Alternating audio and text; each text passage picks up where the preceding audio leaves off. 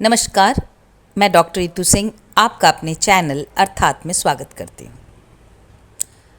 आज आपका परिचय कराऊंगी स्नेहमयी चौधरी से। स्नेहमयी चौधरी हिंदी के आधुनिक काल के एक नामचीन कवयित्री हैं।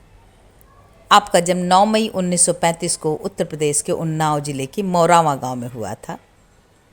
आपका विवाह उस समय के प्रसिद्ध साहित्यकार अजित कुमार से हुआ, जो लोकप्रिय कवयित्री सुमित्रा कुमार सिन्हा के पुत्र और तीसरा शतक में शामिल कवयित्री कीर्ति चौधरी के बड़े भाई थे।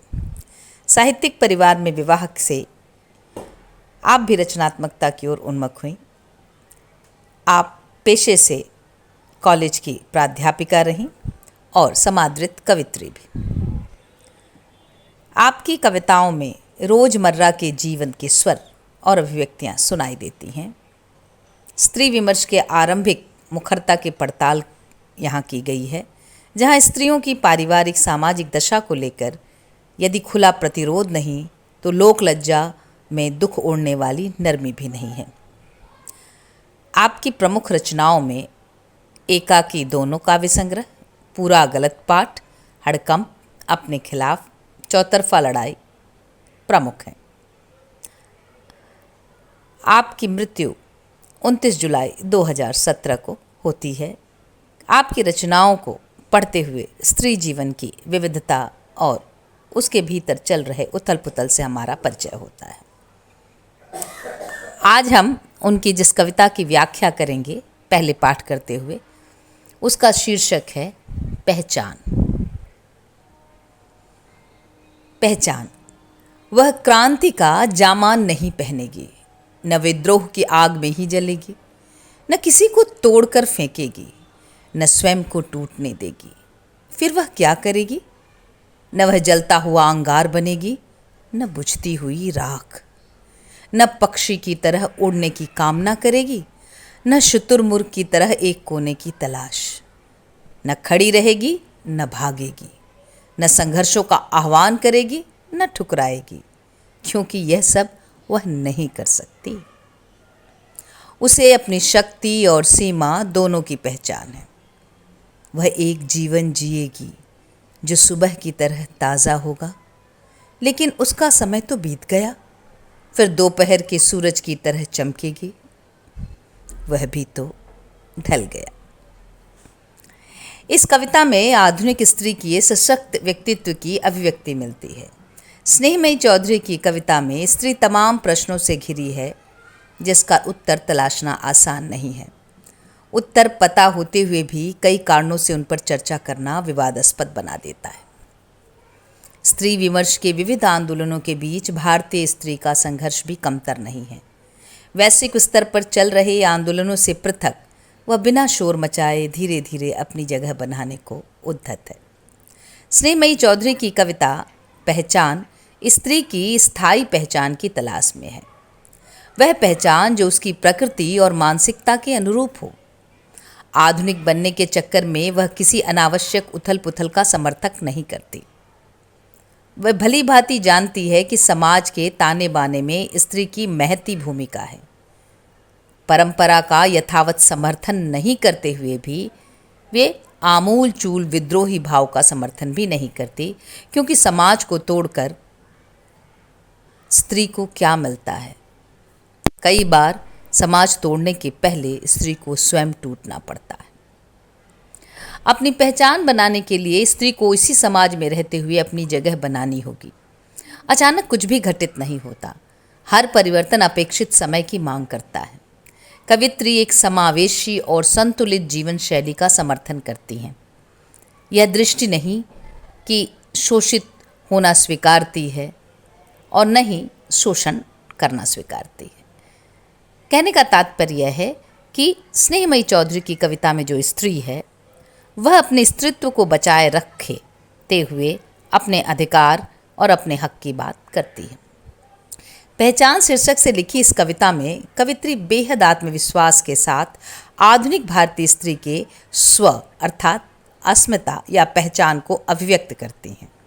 नई चेतना से संपन्न स्त्री को देखकर परंपरागत समाज पूर्वाग्रह से ग्रस्त रहता है उसको लगता है अपने अस्तित्व को लेकर सजग स्त्री परिवार के ढांचों को तोड़ देगी, पर ऐसा कुछ भी स्नेहमयी चौधरी को उचित नहीं लगता।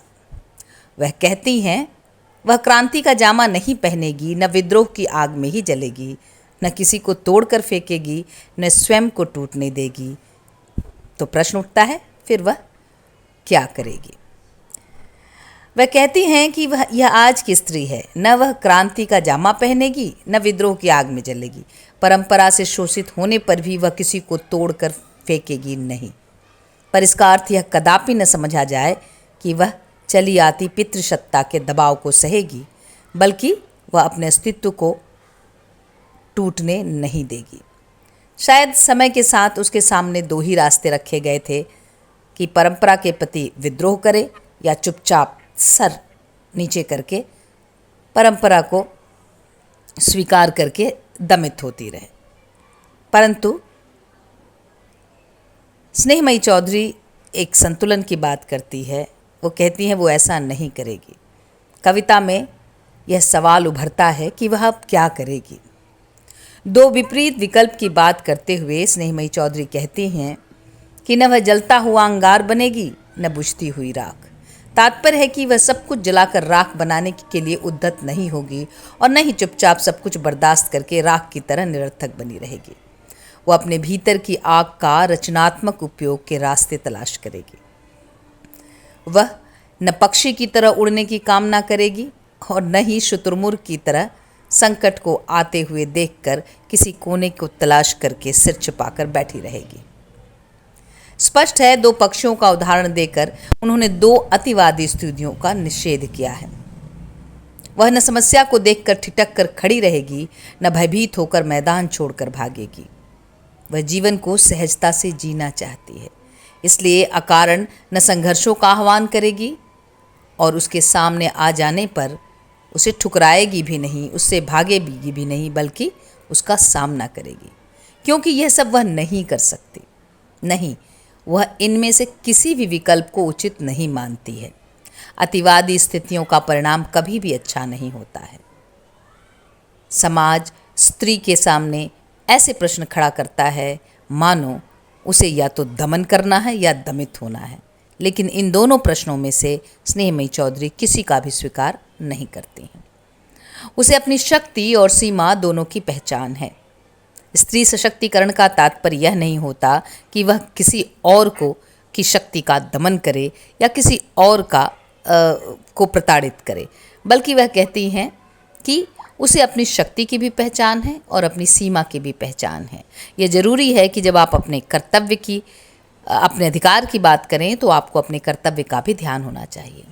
उसे परिस्थितियों की पहचान है, उसके पैर यथार्थ की धरती पर टिके हैं, इसलिए वह बहुत ही समझदारी के साथ एक जीवन जिएगी, ऐसा जीवन जो सुबह की तरह ताज़ा होगा।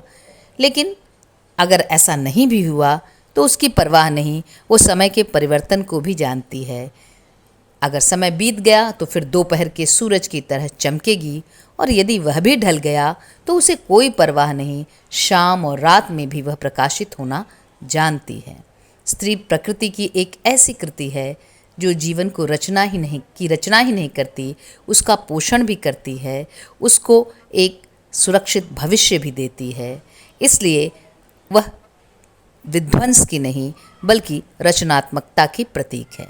आज वह पुरुष के समकक्ष खड़ी होकर उसको अपना लोहा मनवा रही है, अपने लिए एक नई राह बना रही है जो पुरुष के विपक्ष में नहीं, समाज के विपक्ष में नहीं, बल्कि उसके साथ सहकारिता की भूमिका निभाते हुए करनी होगी। यहाँ इस कविता में हम पाते हैं कि स्नेहमयी चौधरी ने बड़ी ही अच्छी तरह से वर्तमान समय की स्त्रियों को अपने आप को, अपने अस्तित्व को, अपने अधिकार और साथ ही साथ अपने कर्तव्य को समझने और उसकी पहचान करने की ओर इस कविता में इशारा किया है। छोटी सी कविता है लेकिन बड़ी ही गूढ़ और गंभीर बातें इसमें कही गई हैं। धन्यवाद।